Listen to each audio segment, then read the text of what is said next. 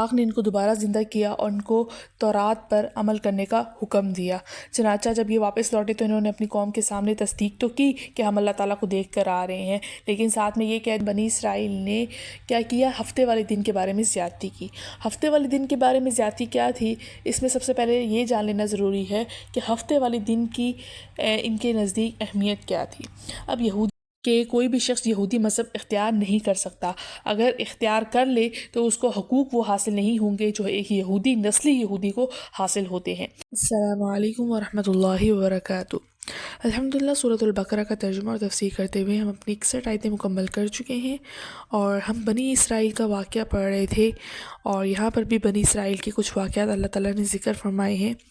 تو ان کے بارے میں ہم جانیں گے۔ تو پڑھتے ہیں اور شروع کرتے ہیں۔ بسم اللہ الرحمن الرحیم، شروع اللہ کے نام سے جو بڑا مہربان نہایت رحم کرنے والا ہے۔ انا بے شک الذین وہ لوگ جو آمنو ایمان لائے،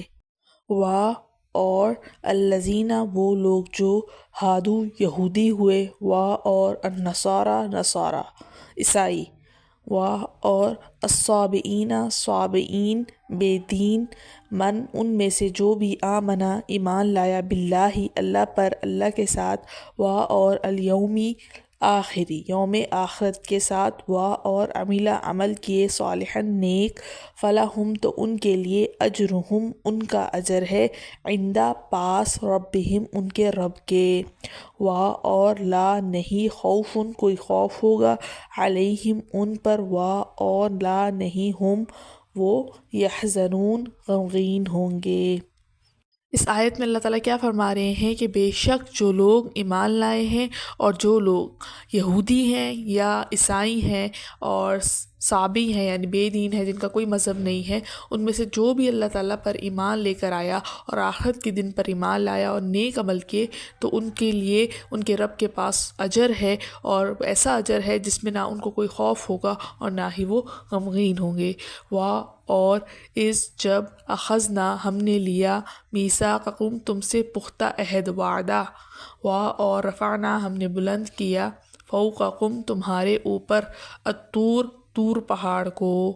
پہاڑ کو، خذو اور کہا پکڑو تم، ما اس کو جو آتیناکم ہم نے تمہیں دیا، بقوتٍ قوت کے ساتھ، مضبوطی کے ساتھ، اور اذکروا تم یاد رکھو، ما جو کچھ فیہ اس میں لکھا ہے، لعلکم شاید کہ تم تتقون متقی بن جاؤ، پرہیزگار بن جاؤ، ڈرنے والے بن جاؤ۔ کیا فرمایا کہ ہم نے کیا کیا، تم سے پختہ وعدہ لیا اور تمہارے سروں پہ طور پہاڑ کو جو ہے وہ بلند کر دیا، کھڑا پکڑو اس چیز کو جو ہم نے تمہیں دی ہے، یعنی ہدایت کی جو کتاب تمہارے پاس آئی ہے اس کو مضبوطی سے پکڑو، اور تم یاد رکھو جو کچھ اس میں لکھا ہے، شاید کہ تم ڈرنے والے متقی بن جاؤ۔ ثم پھر تولیتم تم پھر گئے، من بعد بعد ذالک اس کے، فلولا اس لہٰذا اگر نہ ہوتا، فضل اللہ اللہ کا فضل، علیکم تم پر، اور رحمتہ اس کی رحمت، لکنتم تم ضرور ہو جاتے، من الخاسرین خسارہ پانے والوں میں سے۔ کیا فرمایا کہ پھر اس کے بعد بھی تم پھر گئے، اور اگر اللہ کا فضل تم پر نہ ہوتا اور اس کی رحمت تم پر نہ ہوتی تو تم خسارہ پانے والوں میں سے ہو جاتے اور نقصان اٹھا لیتے۔ پھر آگے فرمایا، اور لقد تحقیق، علمتم تم نے جان لیا، الذین ان لوگوں کو جنہوں نے اعتدوا زیادتی کی، منکم تم میں سے، فی السبت ہفتے کے دن میں، فقلنا تو ہم نے کہا، لہم ان سے، کونو تم ہو جاؤ، قردۃ بندر، خاسئین ذلیل۔ کیا فرمایا کہ تحقیق تم نے جان لیا ان لوگوں کو جنہوں نے زیادتی کی، تم میں سے ہی وہ لوگ تھے ہفتے کے دن کے بارے میں، تو ہم نے ان سے کہا کہ تم بندر ہو جاؤ ذلیل ہو کر۔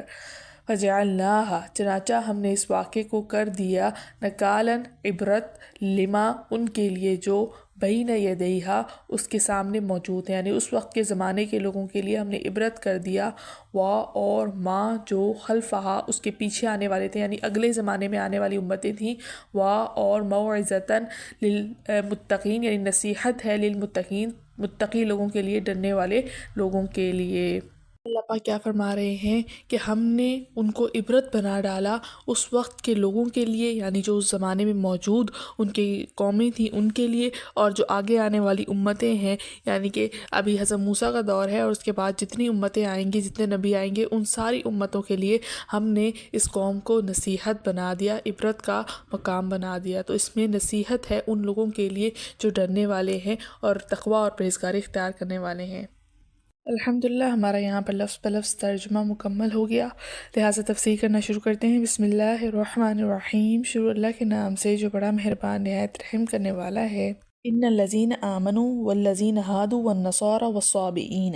من آمن باللہ والیوم الآخر وعمل صالحا فلہم اجرہم عند ربہم۔ اب یہاں پر اللہ تعالیٰ کیا فرما رہے ہیں کہ جو لوگ چاہے مسلمان ہوں، یہودی ہوں، عیسائی ہوں یا صابی ہوں، اللہ اور آخرت کے دن پر ایمان لے آئیں گے اور نیک عمل کریں گے تو ان کے رب کے ہاں ان کا اجر ہے، ان کے لیے جنتیں ہیں جس میں نہ ان کو خوف ہوگا اور نہ ہی کوئی غم ہوگا۔ اب اللہ تعالیٰ نے یہاں پر بنی اسرائیل پر انعامات اور ان کی نافرمانیوں کے تذکرے فرما رہے تھے، اور اس کے بیچ میں یہ آیت کریمہ ذکر فرمائی کہ بنی اسرائیل کے گھمنڈ کی تردید کر رہی ہے کہ ان کا یہ عقیدہ تھا کہ صرف انہی کی نسل اللہ تعالیٰ کے منتخب اور لاڈلے بندوں پر مشتمل ہے، ان کے خاندان میں سے باہر کا کوئی آدمی اللہ تعالیٰ کے انعامات کا مستحق نہیں ہے۔ اور آج بھی یہودیوں کا یہ کہ کوئی بھی شخص یہودی مذہب اختیار نہیں کر سکتا، اگر اختیار کر لے تو اس کو حقوق وہ حاصل نہیں ہوں گے جو ایک یہودی نسلی یہودی کو حاصل ہوتے ہیں۔ تو یہاں پر اللہ تعالیٰ نے آیت میں وضاحت فرما دی کہ حق نسل میں محدود نہیں ہے،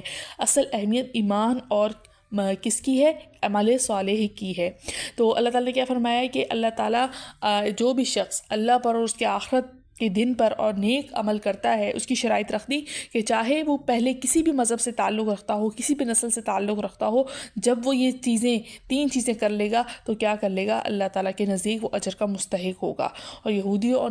نصرانیوں کے علاوہ جو عرب میں کچھ ستارہ پرست لوگ تھے جنہیں صابی کہا جاتا تھا،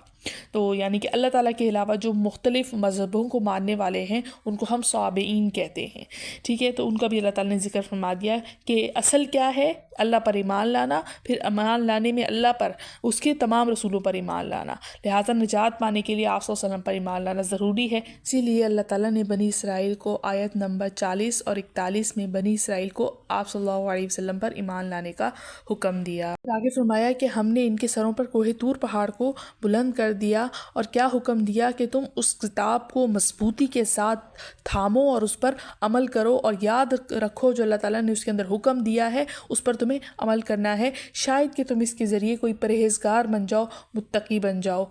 یہاں پر واقعہ کیا ہے کہ جب حضرت موسیٰ علیہ السلام کوہ طور سے تورات لے کر آئے تو بنی اسرائیل نے دیکھا کہ اس کے احکام بہت سخت ہیں، تو انہوں نے اس سے بچنے کے لیے بہانہ بنانے شروع کر دیے۔ سب سے پہلے انہوں نے کہا کہ اللہ تعالیٰ ہم سے جب تک خود کلام نہیں کریں گے تو ہم اس بات کو نہیں مانیں گے۔ تو جب اللہ تعالیٰ نے کلام کر لیا تب بھی ان لوگوں نے نہیں مانا، تو کیا الٹا یہ کہنے لگے کہ جب تک ہم اللہ تعالیٰ کو نہیں دیکھ لیں گے ہم تب تک جو ہے وہ اس کتاب کو نہیں مانیں گے۔ چنانچہ اللہ تعالیٰ نے کیا فرمایا کہ ان میں سے 70 آدمیوں کو منتخب کرو، اور حضرت موسیٰ علیہ السلام کو کوہ طور پر لانے کا حکم دیا۔ چنانچہ حضرت موسیٰ علیہ السلام نے 70 آدمی منتخب کیے اور کوہ طور پر لے کر چلے گئے اپنے ساتھ، لیکن کیا ہوا کہ انہوں نے وہاں پر بھی جو ہے وہ ماننے سے انکار کر دیا، اور جس کی وجہ سے یہ سب کے سب جو ہے وہ مارے گئے۔ پھر اللہ پاک نے ان کو دوبارہ زندہ کیا اور ان کو تورات پر عمل کرنے کا حکم دیا۔ چنانچہ جب یہ واپس لوٹے تو انہوں نے اپنی قوم کے سامنے تصدیق تو کی کہ ہم اللہ تعالیٰ کو دیکھ کر آ رہے ہیں، لیکن ساتھ میں یہ کہہ دیا کہ تورات پر عمل کرنے کا اللہ نے حکم دیا ہے، مگر یہ کہ جتنا تمہارے لیے آسانی ہو اتنا کر لو، باقی جو ہے وہ اگر نہ ہو سکے تو وہ تو معاف ہے۔ یہ بات جو ہے وہ کہ اپنی طرف سے انہوں نے بڑھا دی، جس کی وجہ سے کیا ہوا کہ ان کے جو لوگ تھے جو کام مشکل لگتا اس میں بہانہ تراش کے اس کو چھوڑ دیتے، اور جو ان کو حکم آسان لگتا اس پہ یہ عمل کر لیتے۔ تو اس موقع پر اللہ تعالیٰ نے کوہ طور کو ان کے سروں پر بلند کر دیا کہ تورات کے تمام احکام کو تسلیم کرو۔ جب انہیں اندیشہ ہوا کہ کہیں پہاڑ ان کے سر پر ہی نہ گر جائے، تب ان لوگوں نے تورات کے حکم کو ماننے اور اس پر عمل کرنے کا وعدہ کیا۔ تو اس آیت میں اسی واقعے کی طرف اشارہ ہے کہ کوہ طور کو ان کے سروں پر بلند کرنے کی صورت یہ تھی کہ ممکن ہے کہ پہاڑ کو اپنی جگہ سے ہٹا کر سروں پر معلق کر دیا گیا ہو۔ اور بعض جگہ یہ بھی آتا ہے کہ پہاڑ جو ہے وہ زور زور سے ہلایا جا رہا تھا، جس کی وجہ سے ان کو یہ لگ رہا تھا کہ ان کے سروں پر پہاڑ گر پڑے گا، تو لہٰذا یہ زبردستی انہوں نے یہ مان لیا، ورنہ یہ ماننے والوں میں سے نہیں تھے۔ اور یہاں پر ایک بات یاد رکھی جائے کہ کسی بھی شخص کو ایمان قبول کرنے پر زبردستی مجبور نہیں کیا جا سکتا، لیکن جب ایک شخص پہلے سے ہی ایمان لے کر آیا ہوا ہے تو اس کو اس کی نافرمانی پر سزا دی جا سکتی ہے، ڈرا دھمکا کر حکم ماننے پر آمادہ کیا جا سکتا ہے۔ بنی اسرائیل چونکہ پہلے سے ایمان لائے ہوئے تھے تو اسی لیے اللہ تعالیٰ نے ان کو اپنے عذاب سے ڈرا کر فرمانبرداری پر آمادہ کیا۔ آگے اللہ پاک بنی اسرائیل کا ایک اور قصہ ذکر فرما رہے ہیں، جس میں بنی اسرائیل نے کیا کیا، ہفتے والے دن کے بارے میں زیادتی کی۔ ہفتے والے دن کے بارے میں زیادتی کیا تھی، اس میں سب سے پہلے یہ جان لینا ضروری ہے کہ ہفتے والے دن کی ان کے نزدیک اہمیت کیا تھی۔ اب یہودیوں کے نزدیک یہ ایک مقدس کے دن قرار دیا گیا تھا، جس میں ان کے ہر طرح کے معاشی اور تجارتی کام جو ہے وہ منع تھے۔ جن یہودیوں کا یہاں پر ذکر ہو رہا ہے وہ حضرت داؤد علیہ السلام کے زمانے کے یہودی تھے۔ کسی سمندر کے کنارے رہا کرتے تھے اور مچھلیاں پکڑ کر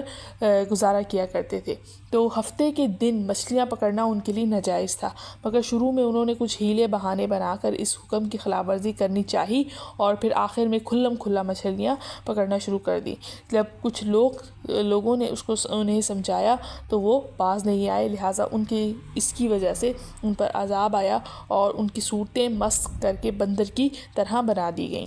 اب یہاں پر جو واقعہ ہے مکمل تفصیل کے ساتھ وہ سورہ اعراف میں آئے گا، وہاں ہم تفصیل سے پڑھیں گے کیا قصہ ہوا، کیا ان کے ساتھ واقعات پیش آئے جس میں بندر بنایا گیا، کیسے بندر بنایا گیا، کیا بندر اب بھی جو ہے ان کی نسل باقی ہے، تو یہ ساری باتیں ہم اس کے اندر پڑھیں۔ اسی طرح ہم بنی اسرائیل کا ایک اور قصہ پڑھنے والے ہیں جس میں حکم دیا گیا تھا کہ ایک قاتل ہے، اس کے بارے میں جاننا تھا، تو بنی اسرائیل کو حکم دیا گیا۔ اب حکم کیا تھا اس کے بارے میں جانیں گے، اور کیسے قاتل کا معلوم ہوا ہم سب اس کے بارے میں جانیں گے۔ تو یہ ملتے ہیں ہم اگلے سبق میں، تو اگلے سبق میں اس کے بارے میں پڑھیں گے۔ تو اجازت دیجیے، السلام علیکم ورحمۃ اللہ وبرکاتہ۔